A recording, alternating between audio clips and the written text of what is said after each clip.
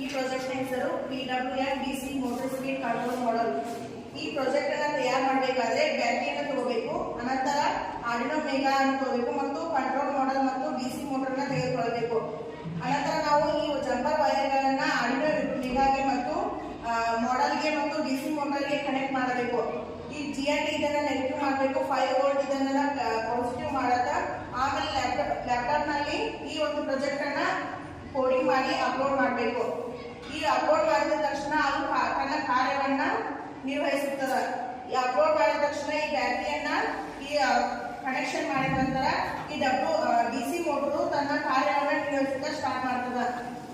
ಈ ನಾವು ಹೆಂಗ್ ವ್ಯಾಲ್ಯೂ ಕಡಿಮೆ ಅಥವಾ ಜಾಸ್ತಿ ಮಾಡ್ತೀವಿ ಅಂದ್ರೆ ಅದು ತನ್ನ ವ್ಯಾಲ್ಯೂವನ್ನ ಕಡಿಮೆ ಅಥವಾ ಜಾಸ್ತಿ ಮಾಡ್ತದ. ಇದರಿಂದ ನಾವು ಕರೆಂಟ್ ಅನ್ನ ಉಳಿತಾಯ ಮಾಡಬಹುದು ಮತ್ತು ಇದನ್ನ ನಾವು